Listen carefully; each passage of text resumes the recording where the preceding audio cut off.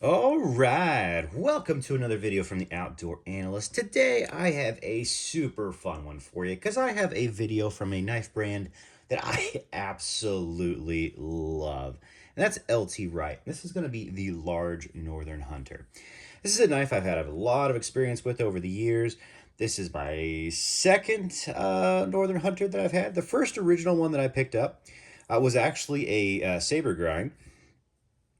Oh, pardon there, still getting over a cold here. And for some reason, I really thought that was going to be my field dressing knife of the year. That was what I got it for.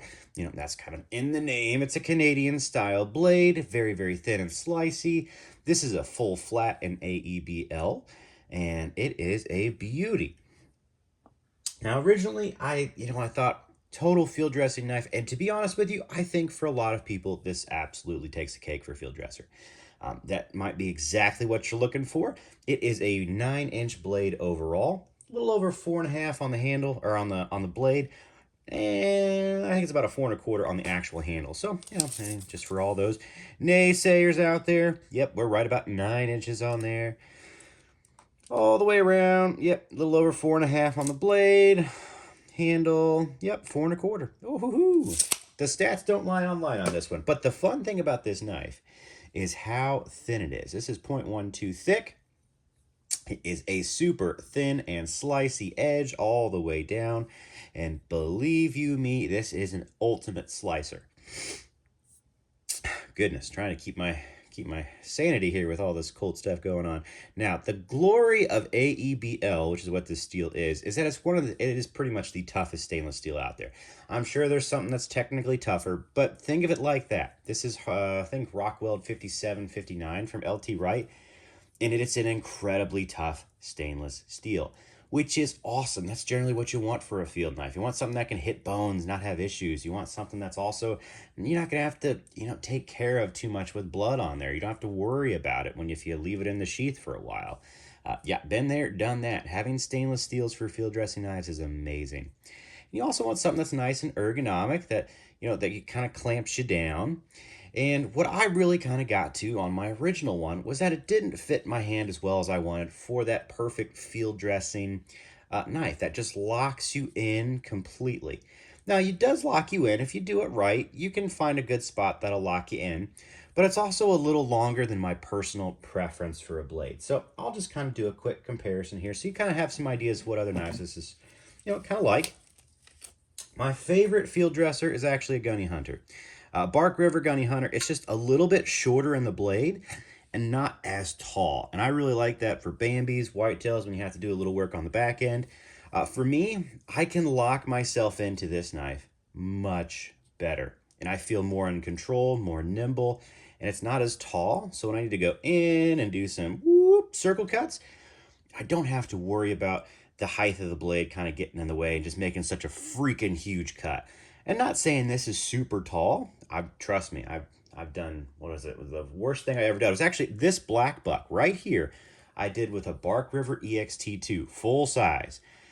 Not saying that was not a great knife. It sliced right through it, but it was a very tall blade. And okay, if you don't know how big a black buck is, this was the biggest black buck in the herd. I've been watching this thing for a week. This thing's like 90 pounds. It is tiny.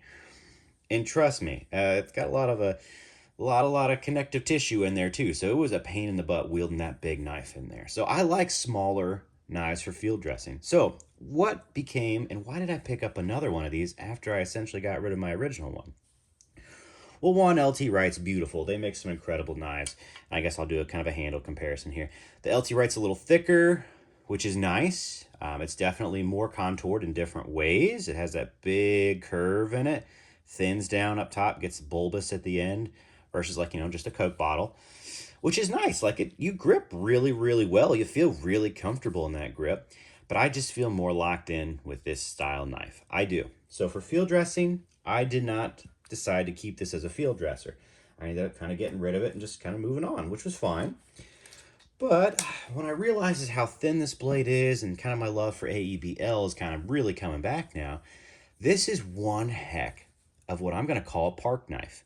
Because for me, with the family, park knife means you're dealing with food. And for what I've done with this thing, just to make sure that I actually like it, is I've kept this sucker in the kitchen for a very long time and just been slicing with it and made it kind of a park knife. So, you know, it has the awesome LT Wright JRE Industry sheath.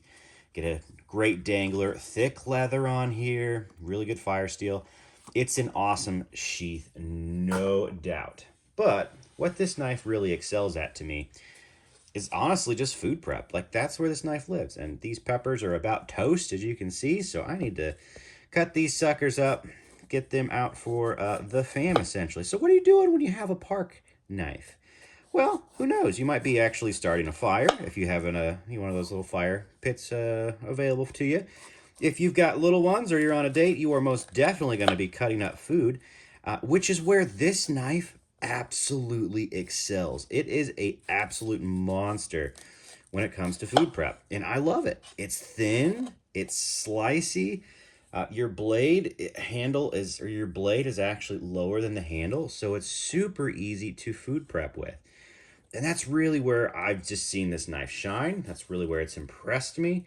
And that's where I've just kind of lived with it. And I think that for a park knife, for a food prepping knife, this thing is freaking phenomenal. I'll end up slicing these down a little or later. I guess maybe I kind of ran out of space on here. And we got some straw bibbies, as the little one will say, for the little one. Every now and then you got to cut those things up into thin slices, depending on who you're cutting them up for. If you got little ones, you know what I mean. If you don't, then, well, you just enjoy life where you don't have to deal with ridiculous little nuances when it comes to food. Yeah, that's just how it is. Oh my gosh. It just slices like a dream. I mean, and you think of it, okay, someone's going to be like, why are you slicing strawberries so thin? Well, like I said, if you have little ones who are very picky, or you just don't want to have to deal with a whole strawberry getting flung across the room or a park and having a wasted strawberry, then you go a little smaller. Look how thin and effortless you can just slice stuff with this. That's where a full flat grind absolutely dominates. It dominates at food. It's so nice, and it's probably like, I mean, I've talked to people quite a bit, especially in the chat and the comments, that full flats are probably the most all around convenient knife. It is. They can do a little bit of everything, and when it comes to food prepping, they've actually food prep probably the best out of everything else out there. You get a nice thin slicey one, it's awesome. And I'll be honest, when it comes to field dressing, I actually think a full flat is probably about the best. Now, you can see that I use a convex, but if you want me to be honest with you, I have zipped up more deer and more animals with a full flat and a V grind than anything else. And I'll be the first to tell you, I think it is the best for doing, processing animals. It just rocks. Not saying convex isn't awesome. It's nice and thick behind the edge. I feel like you're a little safer if you smoke bones. But there's just something about this that just absolutely dominates. So I love it. I have loved this knife. It is so comfortable in hand for food prep. Just because I didn't like it as the ultimate field dresser doesn't mean you won't, though. This may work perfectly for you.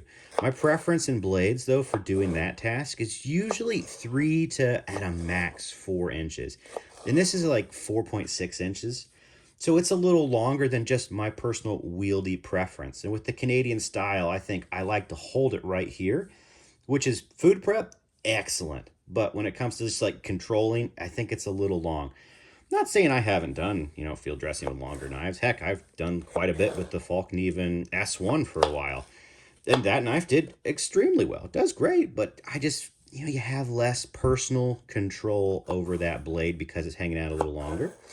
And I'm just doing whitetails generally. Think of them basically muleys. We have like the biggest whitetails in the Midwest up here, which is amazing. I am super happy for that. I love it. Our average whitetails, that pickup's 170 pounds generally. That's a pretty big boy. Go down to like Texas, and goodness gracious, that doesn't even, you'll never find a whitetail that big. Basically, our whitetails are kind of small muleys, really, which is great. Absolutely love that. It's super cool. But yeah, this knife is fantastic. As you can tell, it food preps like a dream. It is beautiful. Does it cut through man-made materials? Yes. I guess I just, here's some paracord. Does it zip through paracord? As I literally just have no grip on it. Yeah, it does. It zips right through paracord. Could I put like 4 or 5 strands of that together and zip through? I could. This still has an immaculate edge on it. AEB-L is not a super edge retention steel, but for like food prepping or heck, just, field dressing, you're not going to have any issues with 1 or 2 deers. For food prep, I have let this thing go a long time, and it still has a razor edge on it. And if you're actually using a wooden cutting board, this thing will go for a very, very long time. So it's a beautiful knife. I'll probably do a couple more comparisons. Let's throw a fun LT Wright out here, the Frontier first. Itty bitty pocket carry. This is the carry commission edition, which is super fun. Look how little this thing is. It's such a cool pocket carry. Oh my gosh, so tiny in comparison. I already did the Bark River. For a lot of people, a Mora Basic is what a lot of people know. Look at that. The Mora Basic handle actually dwarfs this thing size-wise. Now, the blade of this is a little bit longer. You're getting an extra inch or so on there. And it's actually a hair bit thicker than the Mora. Mora's a little bit slicier. But I think the handle's actually maybe a little thicker on the LT Wright versus this, but this is much taller. Still great handle, but size-wise, that's kind of where you're at on there. Just an idea. We already did the Bark River, so you have an idea on that one. But, man, I just love this knife. It's great. I just kind of, it has to be great for what your task is for, whatever your actually preference is. And for me, it's a park knife. It's a kitchen knife. It rocks for that. If you're doing anything that has to do with food, ultimate camp knife. Can you go do feather sticks with this? Absolutely. It's a full flat, has a good relief edge on it. You can feather, you can split. It's AEB-L. You don't have to worry about it. Even though it's thin, I have no issues splitting kindling. I split a lot of kindling with my last one. No problems, no rolls on the edge, nothing like that. But if it's mostly just a field prepping knife, a food prepping knife, that's kind of where I live with it. But all around, you could use this as your all-around ultimate belt knife. It is that Canadian style. I just know for that, some of the stuff I prefer to kind of hang back a little bit and just make this more of a food prepper. It just does so well. I love it. Can't really go wrong with that.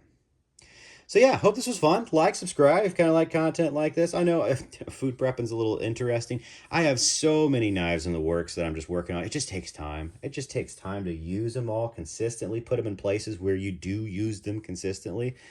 For this one, this was just a no-brainer, man. This thing's been sitting in the kitchen. It always goes to the park with me and the fam whenever we are going to go, do some stuff. And now the weather's great. That is consistent. Weather's great. Doesn't really matter. When you hit above 32, anybody in the Midwest, basically it's t-shirt and shorts weather. So that's a beautiful thing. But yeah, this knife is just phenomenal. Price-wise, you can get these, basic versions for like $140 to $190. You want something a little nicer, you're looking a little higher. This is pretty sweet all the way around. But yeah, maybe a little bit more than that. But for the most part, LT Wright's pricing's pretty awesome. And this blade is not costly, but it is phenomenal. And if you think this could suit your purposes, I have large to XL size hands. It really does fit well in this grip. It rocks. It really rocks for me a little bit further back. You can totally lock yourself in up top here to do really, really fine work, but it's not the most comfortable to me. That's just a preference. And you have that Canadian style blade, so you can do all the Canadian cool things with it. Crazy 90-degree spine. Oh my gosh. Will this throw sparks? You better believe it. Will it rip hide off? Absolutely. You can just skin the fat right off a hide, no problem. Does an immaculate job at that. But this thing is just, it's a beauty. I'm a fan. I love LT Wright. The fit and finish on this thing is immaculate. The plunge grinds. Everything lines up perfectly. It is super smooth all around. The grind on here, it's just LT Wright.